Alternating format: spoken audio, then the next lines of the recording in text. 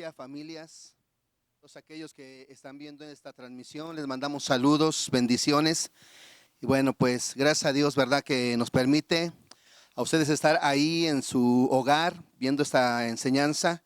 Bueno, y a nosotros que nos da el privilegio, ¿verdad? De poder compartir la palabra. Y bueno, y si ya estamos todos listos con su Biblia, con su libreta, con su bolígrafo y con la cena del Señor, vamos a orarle al Espíritu de Dios que tome el control de esta reunión y que pueda ser de bendición, ¿sale?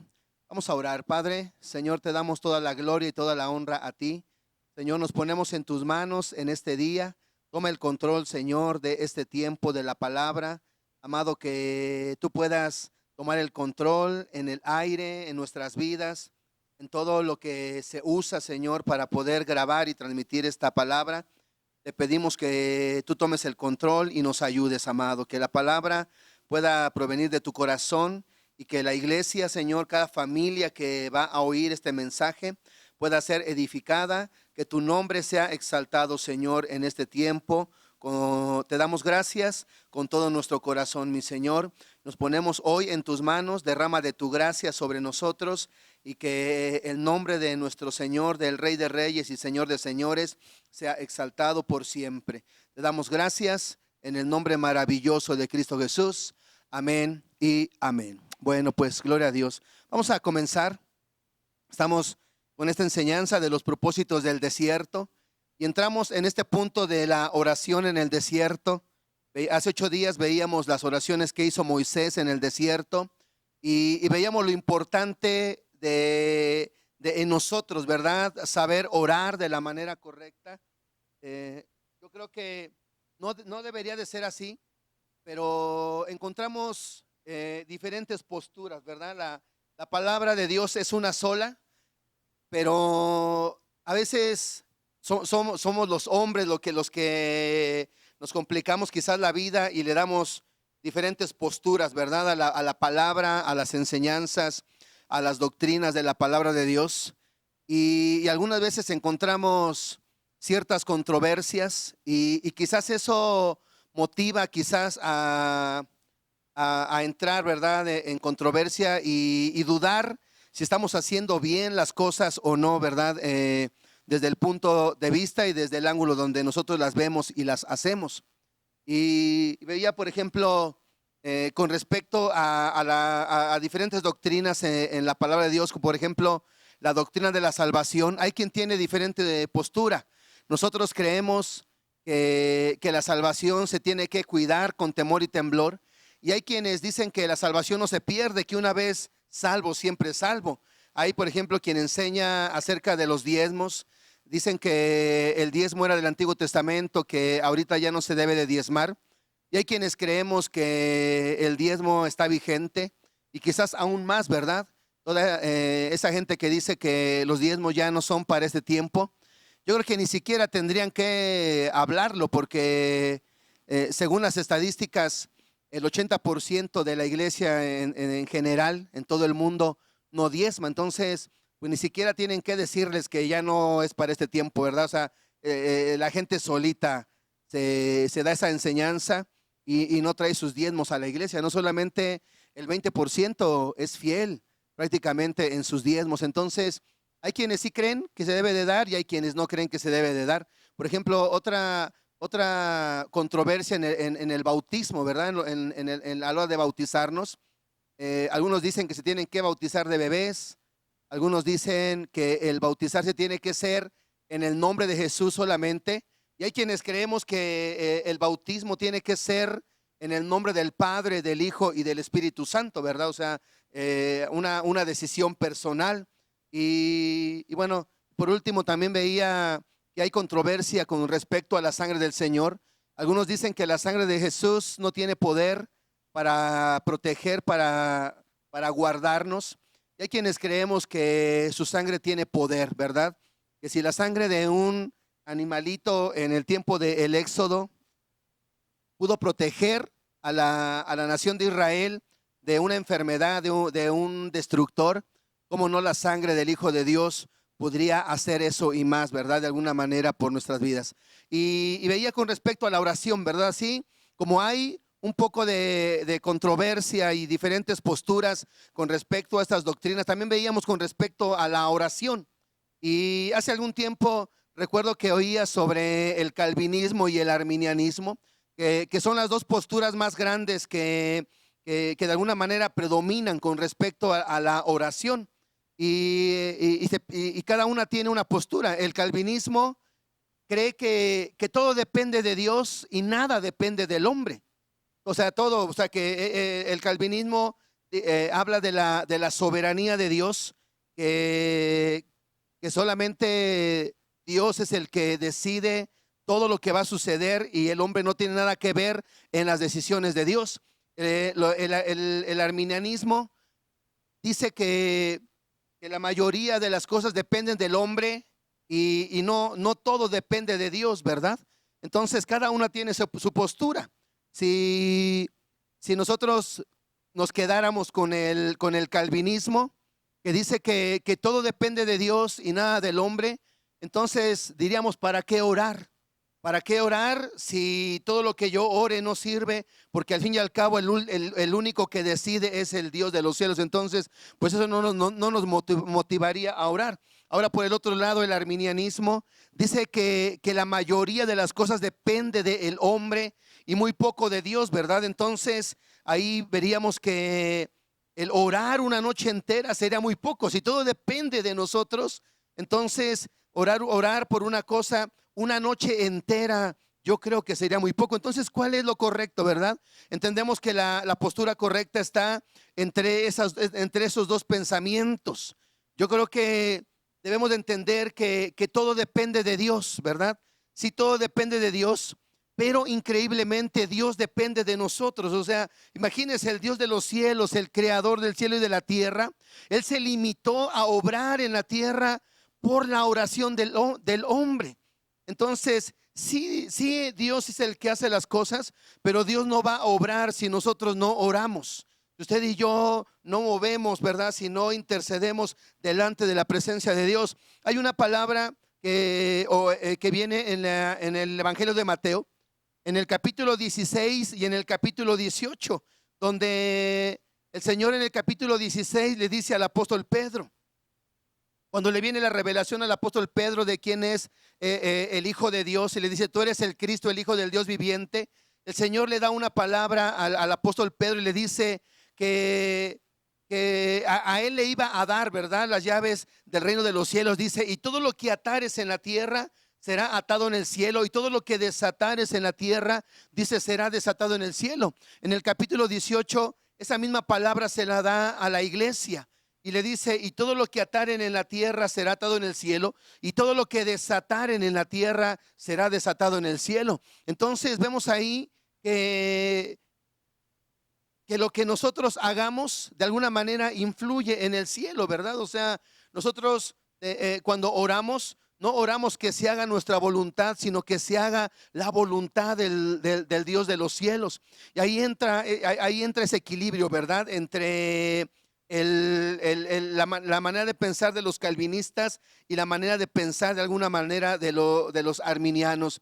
Y yo creo que nosotros tenemos que encontrar ese equilibrio. Y hemos visto que ese equilibrio en la oración lo encontramos en una de las oraciones más grandiosas, o quizás la oración más grandiosa que de alguna manera es el Padre Nuestro. Y de ahí veíamos, ¿verdad?, la importancia de saber orar. Usted y yo tenemos que tener el hábito de la oración, pero también tenemos que entender que nuestra oración tiene que ser levantada o hecha de la manera correcta en la voluntad de Dios. No podemos orar fuera de la voluntad de Dios y pensar que nuestra oración va a tener un beneficio o un efecto. Y estamos en ese punto, ¿verdad?, de saber orar de la manera correcta. Dicen que si en algo podemos mejorar es en nuestra vida de oración, ¿verdad? Usted y yo podemos mejorar en nuestra vida de oración. Yo no conozco a nadie que pueda decir que está contento con su vida de oración, que está contento con su tiempo de oración. O sea, la mayoría de la gente, o todos, seamos pastores, seamos lo que seamos, yo creo que podemos mejorar de alguna manera, ¿verdad?, en cuanto a nuestra vida de oración. Ahora, ¿de quién tomamos, verdad, el ejemplo? De alguna manera del Señor. En el Evangelio de Lucas, En el capítulo 11, en el versículo 1 veíamos, ¿verdad? Hace 8 días lo que uno de los discípulos le dice al Señor. Lucas 11, versículo 1 dice: aconteció que estaba el Señor orando, dice, en un lugar, y cuando terminó, uno de sus discípulos le dijo: Señor, enséñanos a orar, dice, como también Juan enseñó a sus discípulos. Ahora aquí podemos ver al Hijo de Dios, el hombre más grande que ha existido sobre la tierra, y a uno de quien el Hijo de Dios dijo que de entre los nacidos de mujer no habría ningún hombre, ¿verdad?, más grande que Juan el Bautista. Entonces, aquí vemos mencionados a dos de los hombres más grandes, al más grande y al que le seguía, al Señor Jesús y a Juan el Bautista. Y vemos que el discípulo le dice al Señor Jesús, le dice: enséñanos a orar. Y menciona a Juan y le dice, como Juan enseñó a sus discípulos, ¿verdad? Ahora, yo veo aquí que el discípulo no le dijo al Señor: enséñanos a predicar, enséñanos a hacer milagros. O sea, algo que sobresalía de alguna manera en la vida del Hijo de Dios y en la vida de Juan, porque quizás también los discípulos de Juan le dijeron: enséñanos a orar. O sea, dos de los más grandes hombres, algo que resaltaba, algo que pedía a la gente de ellos que les enseñaran, era el orar. El orar. Y yo puedo ver de alguna manera en el Señor Jesús que Él tenía un compromiso increíble con la oración. El Señor, si pudiésemos sobresaltar o resaltar, perdón, algo, ¿verdad?, de la vida de nuestro Señor, es su increíble compromiso con la oración. En el Evangelio de Marcos, capítulo 6, versículo 30 al 31, dice que llegan los apóstoles y hablan con el Señor, y dice que le dan reporte de todo lo que habían enseñado y todo lo que habían hecho. Y el Señor les dice: vengan conmigo a un lugar apartado, porque dice que era tal el movimiento, o sea, tanta gente que iba de aquí para allá. Fíjese, y dice que era tanto el movimiento, tanta la carga de trabajo en el ministerio, que dice que no tenían tiempo para comer. Pero por ejemplo, en el versículo 46, después de que hace la obra el Señor, hace un milagro, obra ahí, despide a la gente. En el versículo 46 dice: después de que los hubo despedido, dice, se fue al monte a orar, ¿verdad? O sea, se los lleva a un lugar apartado, están ahí platicando. De repente la gente ve o saben dónde están, van a buscarlos, y dice que el Señor siente en su corazón la carga de que no habían comido. Checa cuánta comida hay, les da de comer. Cuando Él los despide, dice que se va al monte a orar. Miren, o sea, una de los más grandes pretextos que a veces tenemos nosotros para no orar es la falta de tiempo. Porque decimos: no tengo tiempo de orar, no, o sea, estoy muy ocupado. Dice aquí que el Hijo de Dios no tenía tiempo para comer, pero mire, Él sí tenía tiempo para orar. El Hijo de Dios tenía tiempo para orar, aunque no tenía tiempo para comer. O sea, si checáramos la agenda del Hijo de Dios y checáramos nuestra agenda, o sea, a nosotros nos sobra el tiempo. Al Señor no le sobraba el tiempo, o sea, no tenía tiempo ni para comer. Nosotros, pues se nos puede pasar todo, pero es muy difícil que se nos pase el comer. A nadie se le olvida comer. Pero fíjese, dice que el Señor no tenía tiempo para comer, pero eso sí, nunca le faltaba tiempo para orar. Y yo creo que por eso había poder en la vida del Señor. Había poder, o sea, donde iba el Señor, su presencia, su porte, ¿verdad? Al pararse, yo creo que la gente se impresionaba ante la presencia del Señor. O sea, cuando lo veían caminar de lejos, lo veían pasar por las ciudades. Era una personalidad increíble, o sea, emanaba poder, emanaba seguridad. Pero ¿sabe de dónde venía todo eso del Hijo de Dios? Venía de sus tiempos de oración con el Dios de los cielos. Ahora, dicen que nosotros no tenemos fracasos que no sean por la falta de oración. O sea, si usted y yo vivimos en derrota, no es otra cosa, no es falta de oportunidades. O sea, si miramos atrás, vamos a darnos cuenta que si hay derrotas en nuestras vidas, ¿sabe por qué son? Por nuestra falta de oración. Porque no creemos que la oración marque la diferencia en los problemas y en las situaciones y en las dificultades. Pensamos que la oración no tiene peso y por eso realmente no oramos. O sea, yo puedo ver lamentablemente eso en mi vida, que muchas veces yo no he creído que la oración es lo que puede marcar la diferencia. Alguna vez oía una anécdota de un hombre que platicaba, que decía que veía a su hijo pequeño, que iba a jugar en el jardín de su casa, y dice que había una piedra que habían movido por alguna situación. Dice que estaba la piedra en medio del pasto del campo donde el niño iba a jugar. Dice que el pequeñito va y trata de mover la piedra y la empujaba la piedra y no pudo. O sea, al final desistió el pequeñín y se va. Y ya cuando se iba, el papá le llama y le dice, a ver, ven. Le dice, y el niño llega y le dice, ¿qué pasó? Y el papá le dice, ¿qué vas a hacer? Porque ya no vas a jugar. Dice, no, dice que hay una piedra ahí en el jardín. Dice, y no la pude mover. Y el papá le dice, si me hubieras dicho a mí, yo lo hubiera podido mover en un santiamén. Y me hablaba, ¿no? Porque a veces nosotros quizás nos encontramos como ese niñito, ¿no? O sea, empujando, tratando de salir de nuestras dificultades, tratando de encontrar una solución para nuestros problemas, y tenemos al Dios Todopoderoso a quien podemos recurrir, a quien podemos acudir en nuestra necesidad. Mire, y muchas veces no vamos. Mire, un ejemplo, fíjese, en el libro de Éxodo capítulo 17, en el versículo 8 dice, entonces vino Amalec y peleó contra Israel en Refidim, y dijo Moisés a Josué, escógenos varones y sal a pelear con Amalec. Mañana yo estaré sobre la cumbre del collado y la vara de Dios en mi mano. E hizo Josué como le dijo Moisés, peleando contra Amalec. Y Moisés y Aarón y Hur subieron a la cumbre del collado. Y sucedía que cuando alzaba Moisés su mano, Israel prevalecía, mas cuando bajaba su mano, prevalecía Amalec.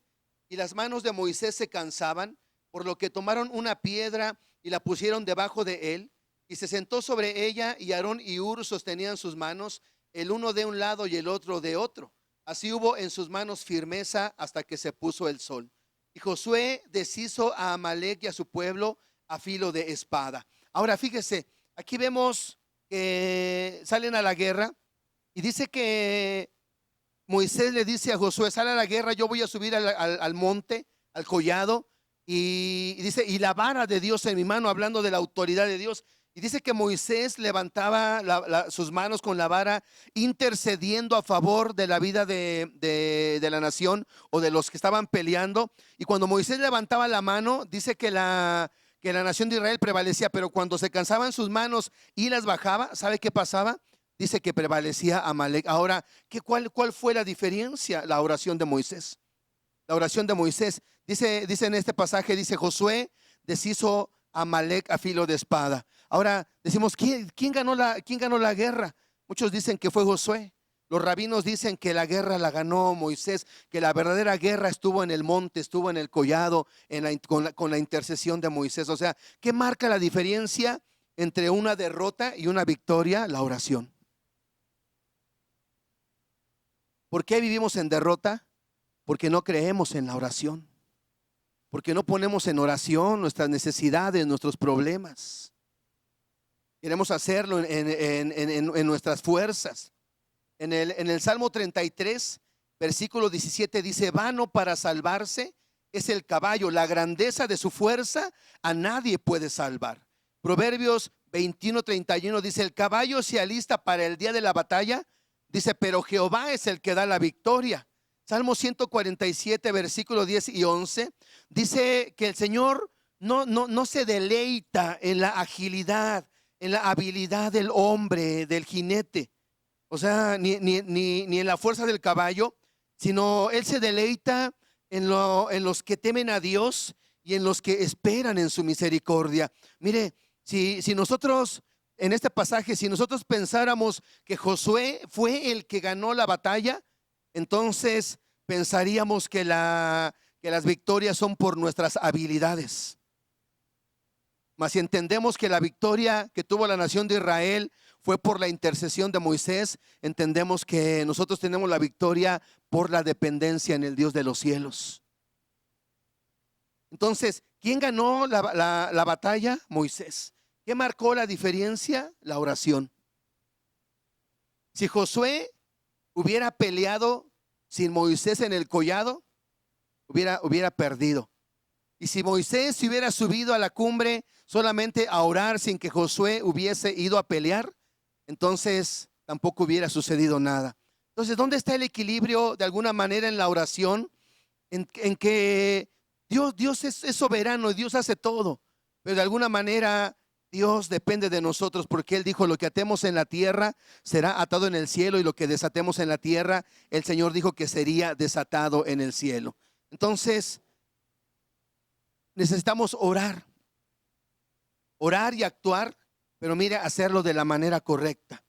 Tenemos que hacerlo como el Dios de los cielos de alguna manera no, lo indicó y le agrada a Él, como Él nos marcó de alguna manera la oración. Y entendemos que el Padre Nuestro es la clave, ¿verdad?, en nuestras vidas para tener una enseñanza correcta de la oración y poder orar de alguna manera de la manera correcta.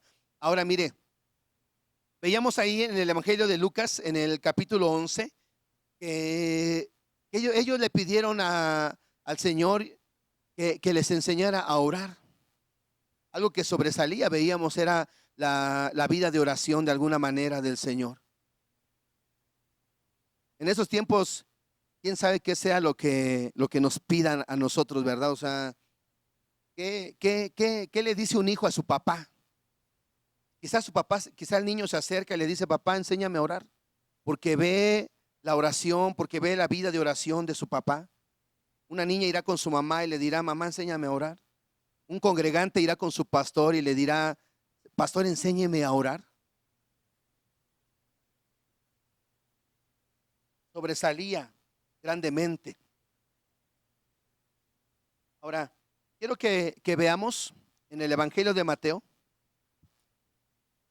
Vamos a dedicar algunas enseñanzas con respecto al Evangelio de Mateo, pero tenemos que entrar a la oración haciéndolo bien, ¿verdad? O sea, yo no soy un experto en la oración y ni siquiera quizás llegaré a hacerlo, pero lo que sí es verdad es que tenemos que orar de la manera correcta.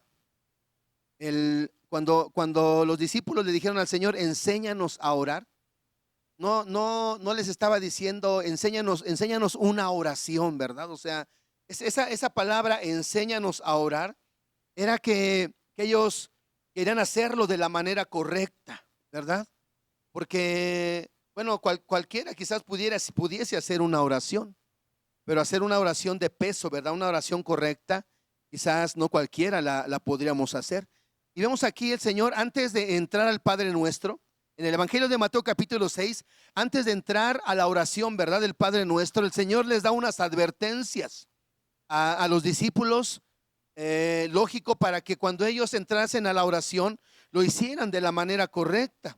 Y quiero que veamos ahí un poco, ¿verdad?, sobre las advertencias que el Señor les da a esta gente antes de poder entrar al tiempo de la oración o a la oración, ¿sale? Mire, ahí en el Evangelio de Mateo capítulo 6, versículo 5 dice, y cuando ores, no seas como los hipócritas, porque ellos aman el orar, dice, en pie en las sinagogas y en las esquinas de las calles. Fíjese, dice, para ser vistos de los hombres. Ahora, cuando habla de un hipócrita, vemos que habla de los religiosos de ese tiempo. Mateo 23, 28, cuando el Señor les está pues de alguna manera exhortando, regañando a los fariseos.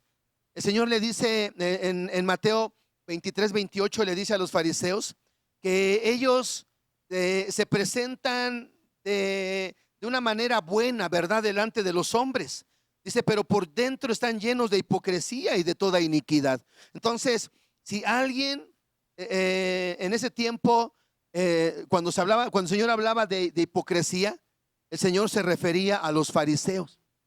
Y dice aquí que ellos tenían una manera de orar. Dice que oraban hipócritamente porque a ellos les gustaba ser vistos de los hombres. O sea, ellos no le oraban a Dios, ellos le oraban a los hombres. A ellos les interesaba el reconocimiento y no les interesaba la recompensa. O sea, porque el Señor cuando habla de orar, Él le dice, mas tú cuando ores, dice, entra en tu aposento, dice, y cierra la puerta tras ti, y dice, y ora en lo secreto, y tu Padre que ve en lo secreto, dice, te recompensará en público. Entonces, a ellos les interesaba la recompensa de los hombres y no les interesaba la recompensa de Dios, porque dicen que ellos tenían cierto tiempo de oración. A las 9 de la mañana, a las 12 del día, a las 3 de la tarde y así, ¿verdad? Cada 3 horas ellos hacían tenían un tiempo de oración. Y dice que ellos acomodaban sus horarios de tal manera que les diera la hora que ellos habían planeado la oración. Ellos planeaban sus actividades para que la hora de su oración les tocara en el momento donde más gente había en la plaza.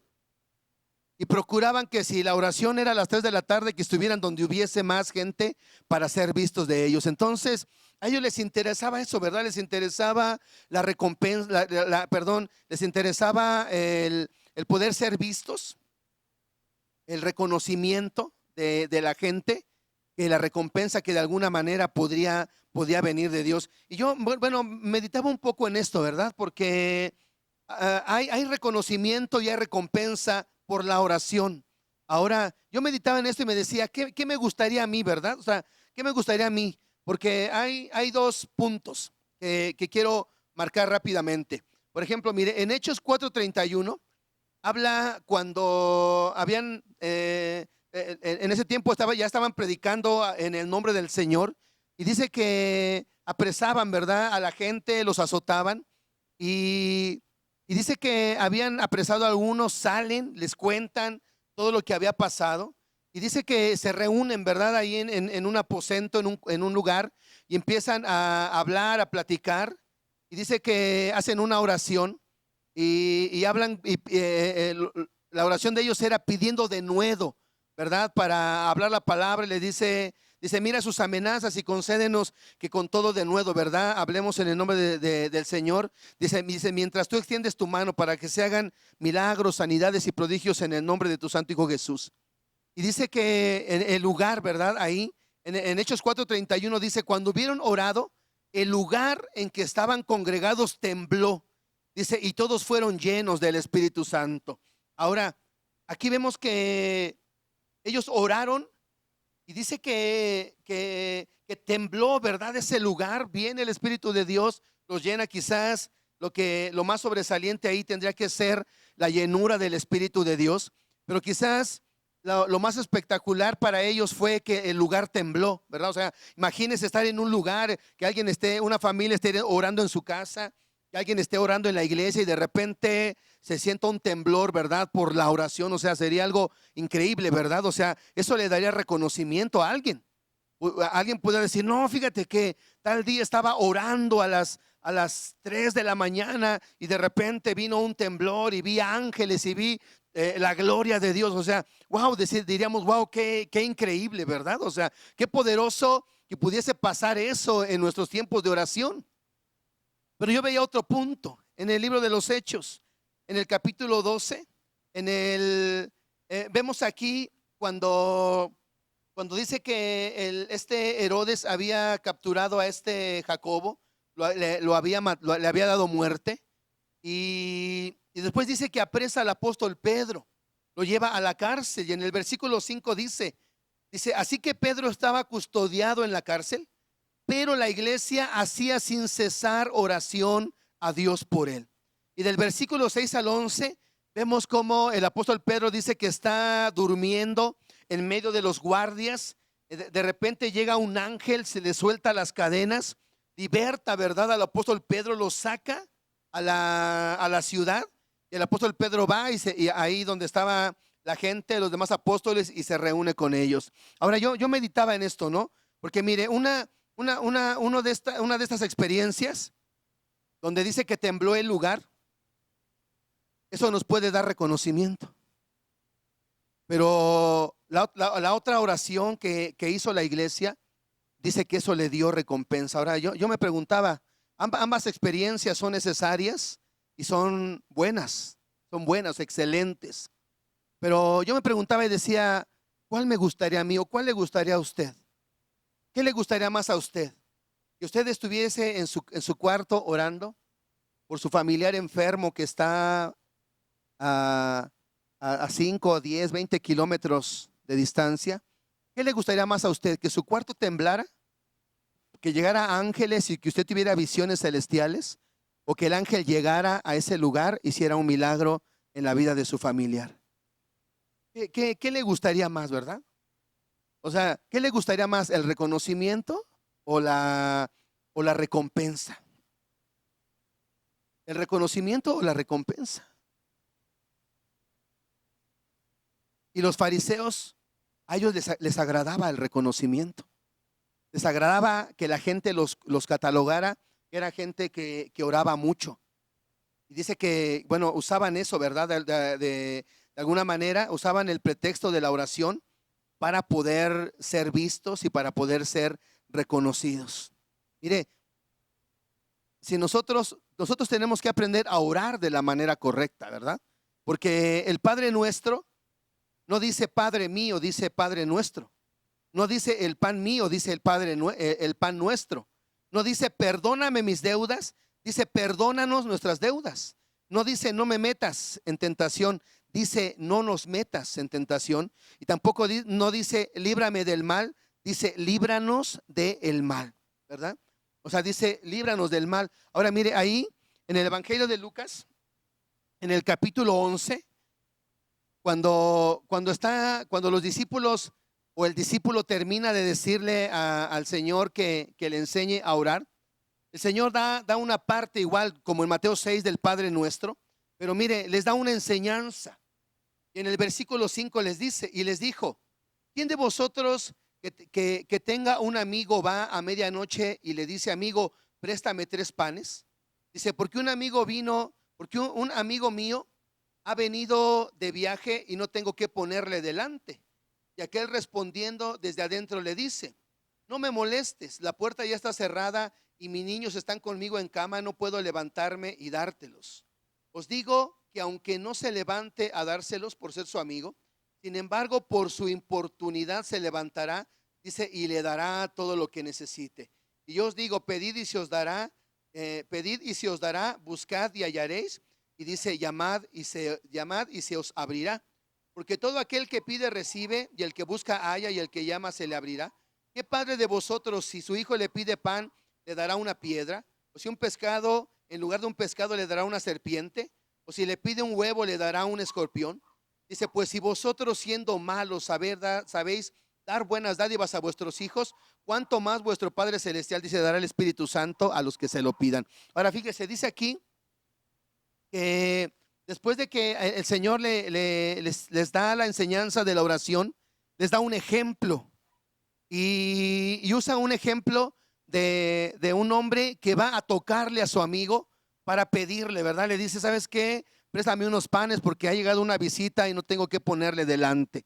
Ahora, aquí vemos cómo la enseñanza de la oración no es que el amigo fue a pedir para él, el amigo fue a pedir para otro amigo. Y yo creo que eso es importante en la oración, ¿verdad? O sea, cuando nosotros oramos, ¿qué deseamos?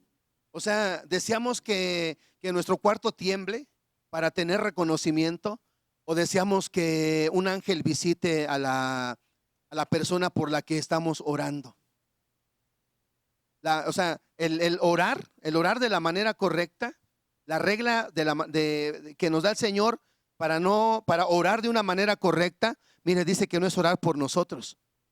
O sea, la regla correcta es orar por los demás. Mire, si usted y yo tomamos esta regla de una manera correcta, ni siquiera tendríamos necesidad de orar por nuestras necesidades.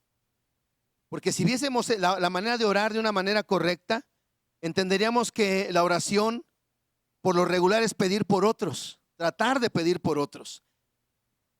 Como que esa es una regla buena para nuestras vidas. Así, mire, yo ni tendría que orar por mis necesidades, yo tendría que orar por las necesidades de ustedes y ustedes tendrían que orar por mis necesidades. O sea, esa es la manera correcta de orar. Que no me visite ángeles a mí, mejor que visite a aquella persona por la que yo estoy orando. O sea, eso tiene que ser. O sea, los hipócritas querían que reconocimiento para ellos. No, nosotros no tenemos que buscar reconocimiento, tenemos que buscar la recompensa. ¿Cuál es la recompensa? Que vaya el ángel y que libere a Pedro. Que vaya el ángel y que suelte las cadenas de Pedro. O sea, esa es la recompensa de la oración. Hay bendición. Mire, el orar por los demás. Fíjese en el libro de Job, Job capítulo 42. Quiero que vea este pasaje, Job 42. En el versículo 10, mire, vea lo que dice. Job 42, versículo 10 dice: y quitó Jehová la aflicción de Job. ¿Cuándo la quitó? Fíjese, dice: cuando él hubo orado por sus amigos, y aumentó al doble todas las cosas que habían sido de Job. O sea, mire, aquí vemos cómo hay poder aunque estemos en necesidad. O sea, sí tenemos que pedir por nosotros. O sea, más adelante vamos a ver cómo lo tenemos que hacer. Pero aquí estamos viendo que para que nuestra oración no sea de una manera incorrecta, mire, no tenemos que basar nuestra oración solamente en nuestras necesidades. O sea, la manera correcta es: yo oro por los demás y los demás están orando por mí. Yo oro por las necesidades de los demás y los demás están orando por mis necesidades. Hay bendición. ¿Cuándo fue cuando Dios quitó la aflicción de Job? ¿Cuándo le quitó las cadenas? En el lenguaje original dice que lo libertó, o sea, que rompió las cadenas que ataban la vida de Job. ¿Cuándo quitó la aflicción? ¿Cuándo quitó las cadenas de Dios de la vida de Job? Fíjese, dice que cuando Job oró por sus amigos. O sea, si alguien, y Job estaba en una necesidad muy fuerte, estaba enfermo, estaba empobrecido. O sea, el diablo había logrado destruir lamentablemente toda la vida de Job. Pero ¿qué hizo Job? En medio de su necesidad oró por los demás. Mire, en este tiempo, cuando alguien tiene una necesidad, quiere que todos oren por él. Y si no oran por él, se enoja. Si no oran por la necesidad de esa persona, se enoja. Pero ¿sabe qué dice aquí? Que podríamos obtener quizás más recompensa, aunque yo esté en mi necesidad, orar por alguien más, orar por los demás. Dios restituyó, le quitó la aflicción a Job cuando él oró por los demás. Quizás nosotros estamos en necesidad económica porque no oramos por aquellos que tienen necesidad económica. Quizás estemos enfermos porque no oramos por los que están enfermos. Quizás hay desánimo en nuestra vida porque no oramos por los desanimados. Pero aquí dice que es bueno cuando oramos por alguien más. ¿Alguien oía un concepto de la humildad? Dicen que la humildad no solo es pensar menos de mí mismo, sino pensar menos en mí mismo. Ser humilde no es que yo tenga un bajo concepto de mí, no. Ser humilde es que piense menos en mí. Y quizás si lo hacemos de esa manera, mire, podríamos ver, ¿verdad? Una gran bendición. Lucas 18, veamos un poquito sobre los hipócritas. Mire, abra rápido ahí su Biblia en el Evangelio de Lucas, capítulo 18. Habíamos visto un poco, quiero que lo leamos rápido. Lucas 18, versículo 10 dice: dos hombres subieron al templo a orar, uno era fariseo y el otro publicano. El fariseo, puesto en pie, oraba consigo mismo de esta manera: Dios, te doy gracias porque no soy como los otros hombres, ladrones, injustos, adúlteros, ni aun como este publicano. Ayuno 2 veces a la semana, doy diezmos de todo lo que gano. Dice, mas el publicano, estando lejos, no quería ni alzar los ojos al cielo, sino que se golpeaba el pecho diciendo: Dios, sé propicio a mi pecador. Os digo que éste descendió a su casa justificado antes que el otro, porque cualquiera que se enaltece será humillado y el que se humilla, dice, será enaltecido. Otro error muchas veces en la oración, más cuando oramos, ¿verdad? En matrimonio, es cuando criticamos al otro, ¿no? Este publicano, este fariseo oraba y dice que su oración no servía porque oraba consigo mismo, o sea, su oración no pasaba del techo. Cuando hay una oración hipócrita, cuando hay una oración que la usamos para juzgar a los demás, o sea, para condenar a los demás, nuestra oración no sirve para nada. Es como si orásemos a nosotros mismos, no sirve de nada. Y dice que oraba consigo mismo, criticando, ¿verdad?, a los demás. Algunas veces hay ocasiones cuando el matrimonio ora y si la mujer le quiere decir a Dios, Señor, es que mi esposo, dice, quítale lo menso a mi esposo. Ahorita ya la mujer ya no hace así porque ya es cristiana, ¿no? Le dice, Señor, dale revelación a mi esposo. Porque se oye más espiritual, ¿no? O sea, para no decirle que no alarma al esposo, para no decir que es menso, va a decir, no, pues dale revelación, ¿verdad? Y a veces nos criticamos así en la oración. Y no debe de ser así. Esa oración no sirve. Y el Señor nos da esa advertencia de no orar de esa manera. Versículo 7 dice, yo orando no uséis vanas repeticiones como los gentiles que piensan que por su palabrería serán oídos.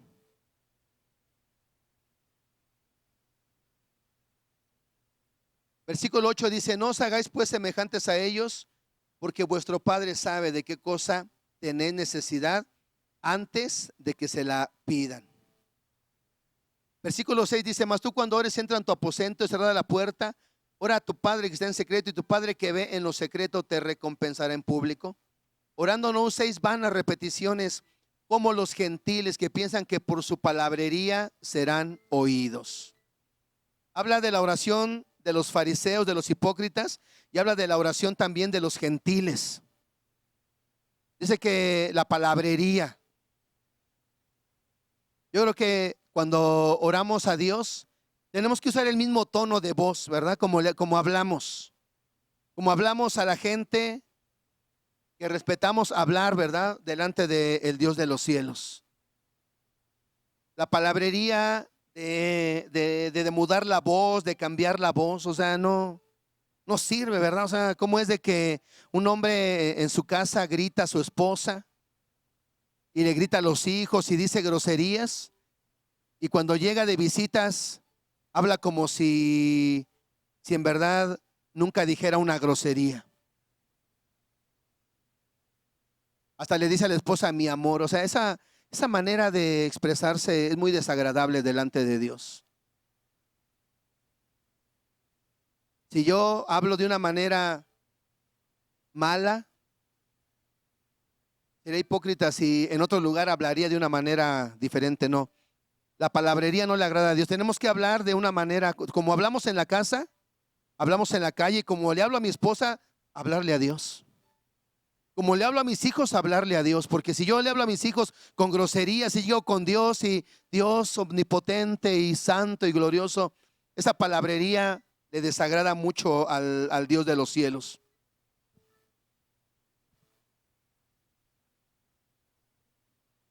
Tenemos que orar de la manera correcta.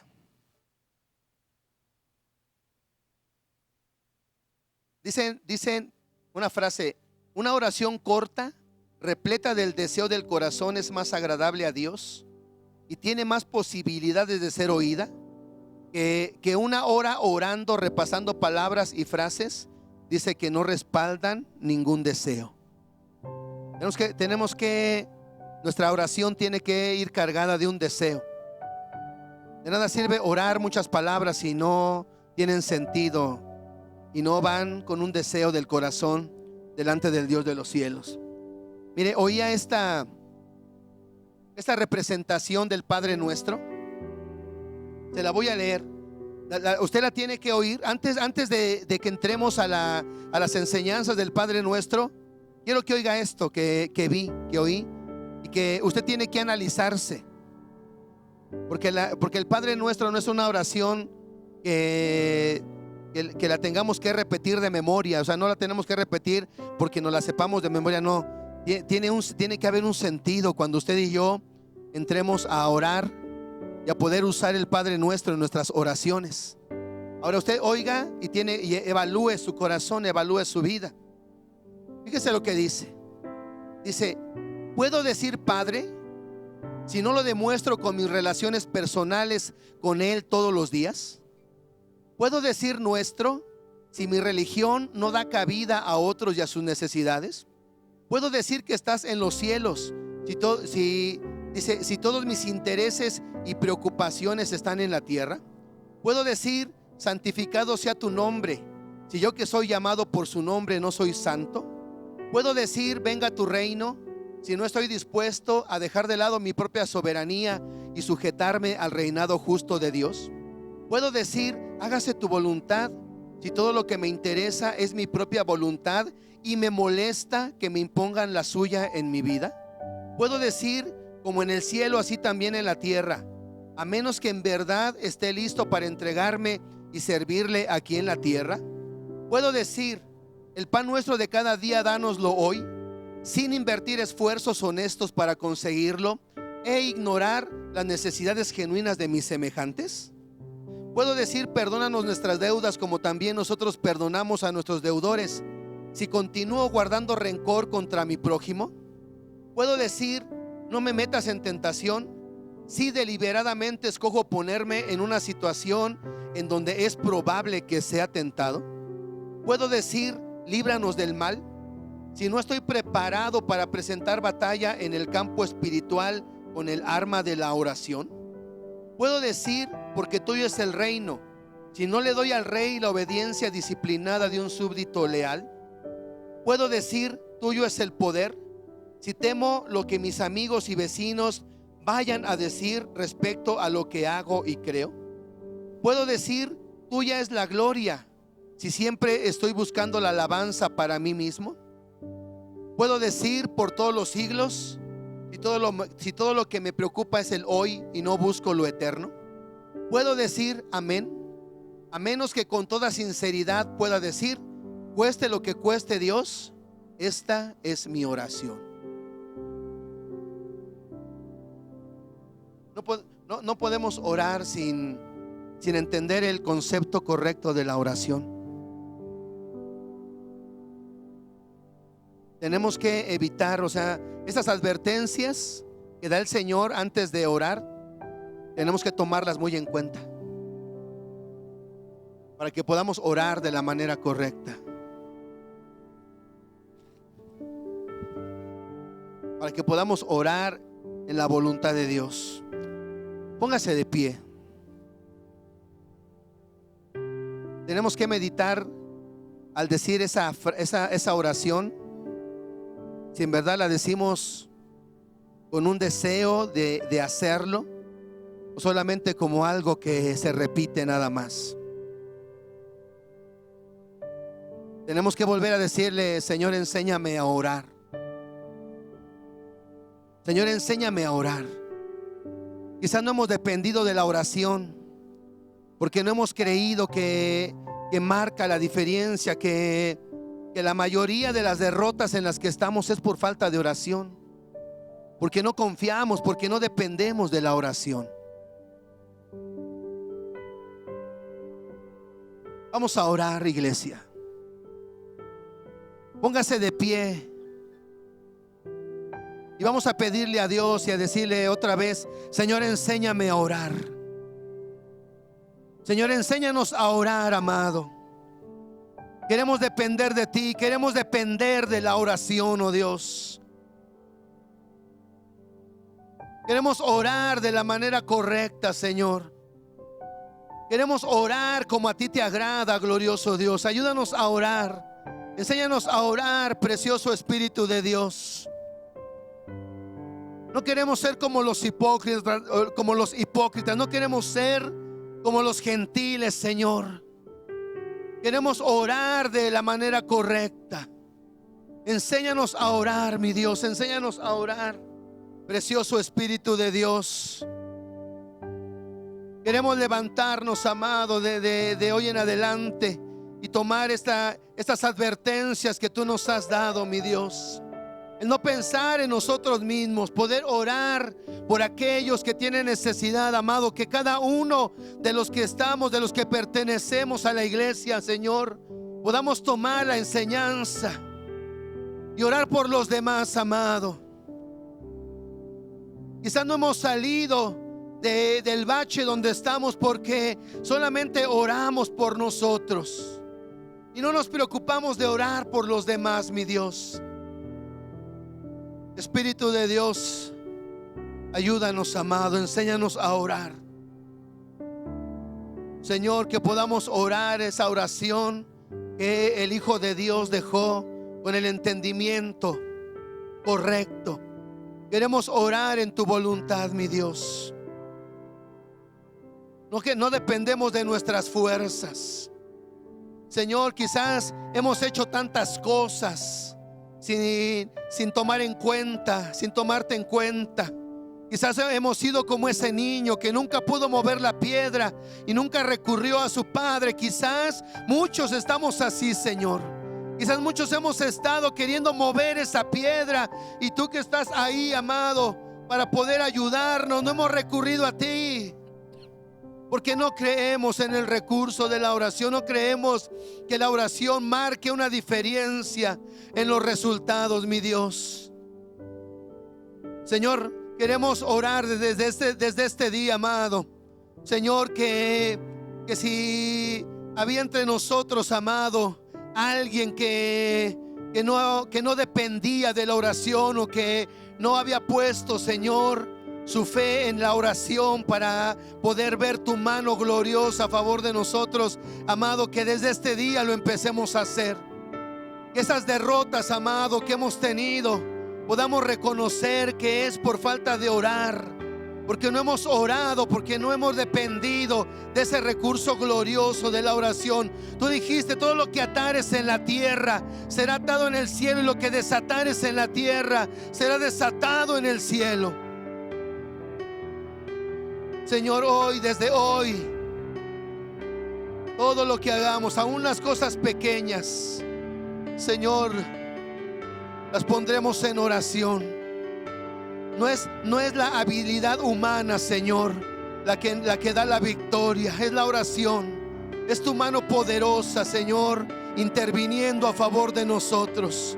Padre, interven hoy, amado. Yo oro en este día por mis hermanos que están enfermos, por nuestra familia, Padre. Señor, que toda enfermedad pueda ser erradicada, Señor. Recurrimos a ti, amado. Hemos recurrido a ti desde ya hace un tiempo, amado, en las madrugadas, porque hemos aprendido y hemos creído que es por ti, que es a través de ti, amado, que vamos a ver, Señor, la victoria en medio de nosotros, mi Dios, en nuestras vidas. Ya no queremos vivir en derrota, queremos vivir en victoria, Señor. Queremos depender de ti, amado. Queremos recurrir a ti, Señor, en todo momento, en todo tiempo, y saber que solo tú nos puedes ayudar. Saber que solo tú tienes el poder, mi Dios, de poder librarnos y de poder ayudarnos. Amado, en el nombre de Jesús, en el nombre glorioso de Cristo Jesús, le damos a ti la gloria, Señor. Amén y amén. Bendito Dios. Amén. Vamos a participar de la cena.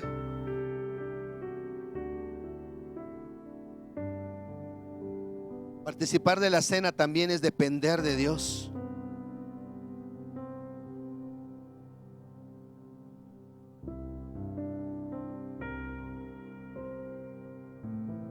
Dependemos de Él.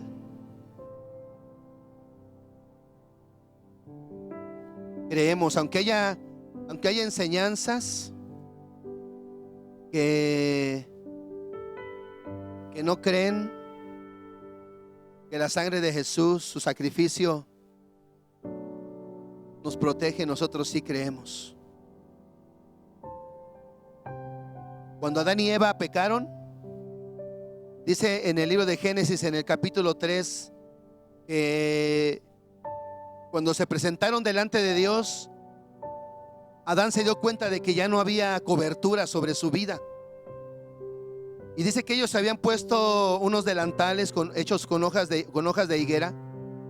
Pero alguna vez nos enseñaba nuestro pastor que los delantales solamente protegen de frente y no protegen atrás. Pero ellos necesitaban túnicas. Y dice que el Señor les hace túnicas de pieles. O sea, dicen que el primer sacrificio que representa el sacrificio de nuestro Señor fue el que hizo el Dios de los cielos al sacrificar un cordero para vestir a Adán y a Eva. Y ellos se dieron cuenta que necesitaban esa cobertura, por eso se pusieron las hojas de higuera. Pero la mejor cobertura es a través del sacrificio del Señor. Y en la primera carta a los Corintios, capítulo 11, el apóstol Pablo dice: porque yo recibí del Señor lo que también os he enseñado. El Señor Jesús, la noche que fue entregado, tomó pan y habiendo dado gracias lo partió y dijo: tomad, comed, esto es mi cuerpo que por vosotros es partido. Haced esto en memoria de mí. Ese cordero que sirvió para cubrir esas transgresiones, ahora es el Hijo de Dios, el Cordero del Hijo, el Cordero Santo, que es el Hijo de Dios. Y este pan representa su cuerpo que fue sacrificado para cubrir las transgresiones de Adán y Eva. Así que vamos a participar de este pan creyendo que hay una cobertura en nuestras vidas. Y así como ese cordero fue sacrificado y su piel sirvió para cubrirles su desnudez, así va a cubrir nuestras vidas también. Señor, te damos gracias, mi Dios, por ese sacrificio en la cruz. Te adoramos, Señor, y te honramos. Gracias. Confiamos, Señor, que la muerte expiatoria del Hijo de Dios nos cubrió y nos sigue cubriendo. Nos ha perdonado y nos ha lavado y nos ha adoptado como hijos de Dios. Señor, gracias. Amado, que ahí en todo lugar donde cada hombre, mujer, cada familia esté participando de la cena del Señor, de este sacrificio glorioso, una cobertura sobrenatural llegue a ellos, mi Señor. Esas transgresiones, amado, que en algún momento nos alejan, sean cubiertas, y que tu gracia y tu misericordia y tu protección vuelva otra vez a nuestras vidas, mi Señor. Te damos gracias, te bendecimos, amado, en el nombre glorioso de Cristo Jesús. Amén y amén. Vamos a participar del pan.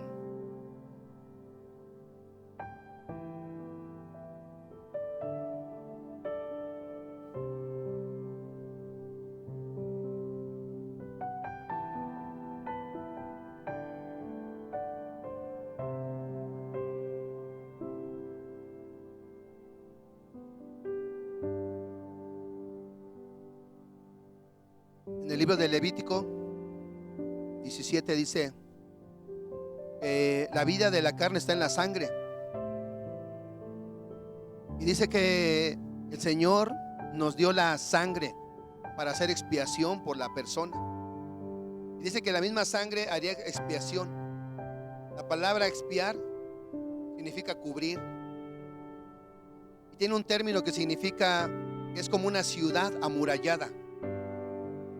En verdad que esta bendita sangre, o esta copa que representa la bendita sangre de nuestro Señor, es como una muralla a nuestro alrededor.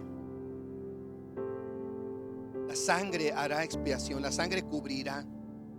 Será una muralla alrededor de los que crean. Así que vamos a orar por la sangre. Señor, te damos muchas gracias, porque en tu palabra dice, Señor, asimismo tomó la copa después de haber cenado diciendo: esta copa es el nuevo pacto en mi sangre. Haced esto todas las veces que la bebiereis en memoria de mí.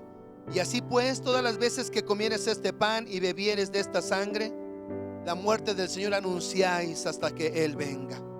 Señor, anunciamos tu muerte y tu resurrección y ratificamos el nuevo pacto y declaramos que lo haremos hasta que tú vengas, mi Señor. Amado, cubre con tu sangre preciosa este lugar, los hogares de cada familia de la iglesia. Cubre con tu sangre preciosa nuestras vidas, Señor. Que seas como esa muralla, Señor, que podamos estar como en medio de una ciudad amurallada, protegidos, amado, donde tu protección nos libre de enfermedades y de toda obra del maligno.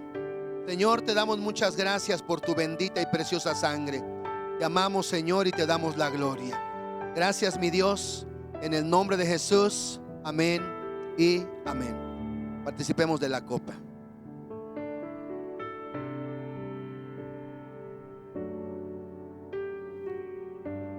En el Evangelio de Lucas, ahí en el capítulo 18, cuando habla sobre el publicano y el fariseo y el publicano, vemos dos actitudes diferentes. Y dice que uno salió, ¿verdad? Dice que el publicano salió justificado. Pero dicen que también el fariseo salió autojustificado. O sea, aquí el punto es cómo salimos de la presencia de Dios usted y yo.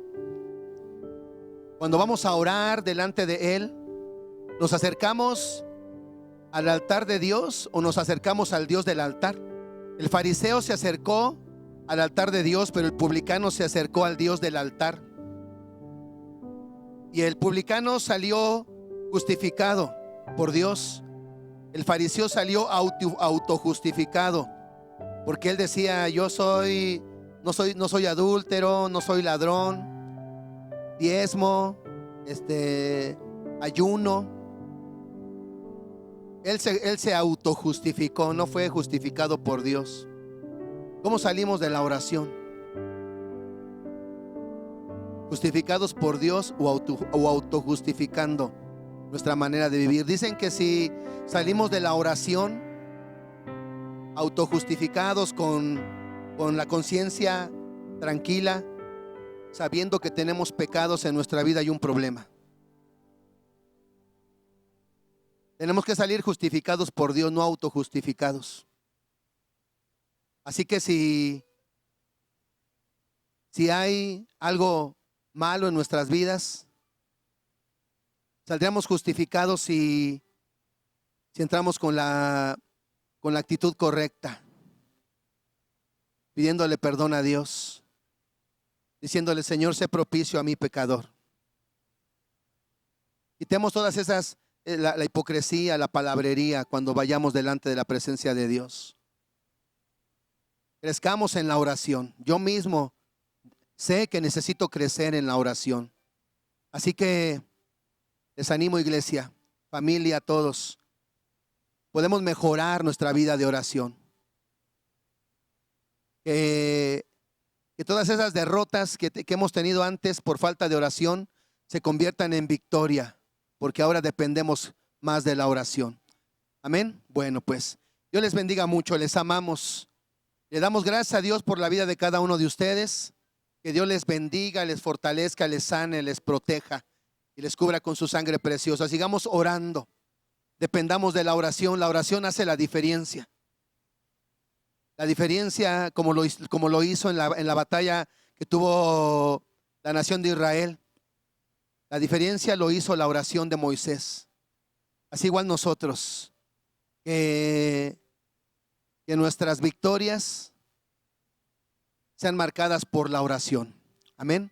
Pues gloria a Dios. Dios les bendiga, iglesia. Les bendecimos y les amamos en el nombre de Jesús. Amén.